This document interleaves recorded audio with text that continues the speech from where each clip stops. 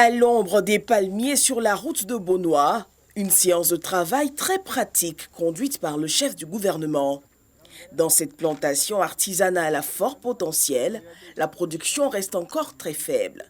Une triste réalité partagée sur toute l'étendue du territoire que le gouvernement veut corriger.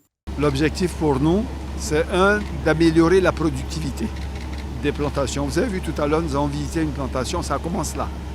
Il fait entre 2 et 3,5 tonnes à l'hectare, là où normalement, s'il y a de l'engrais, c'est bien traité, entretenu, si les plants sont des plants sélectionnés, on devrait faire entre 15 et 20 tonnes à l'hectare. De l'autre côté de la voie, une usine encore artisanale de production d'huile de palme. Le Premier ministre met la main à la pâte et suit tout le parcours du régime, du concassage des noix de palme à l'extraction via les cuves du précieux liquide. Aussi bien au niveau de la plantation qu'au niveau de l'usine, leur gros problème, c'est d'abord des problèmes de formation. Ensuite, c'est de l'accès au crédit.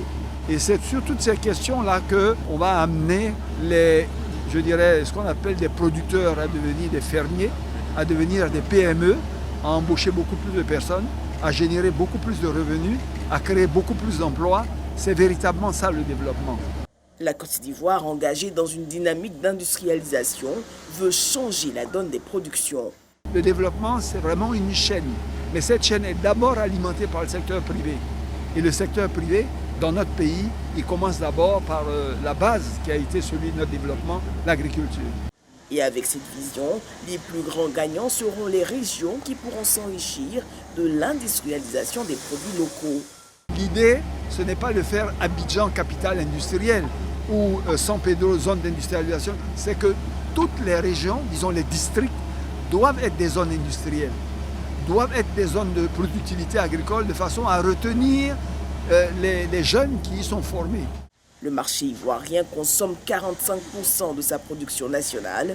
Les 55% restants sont destinés au marché de l'UEMOA et de la CEDEAO, qui restent encore largement déficitaires.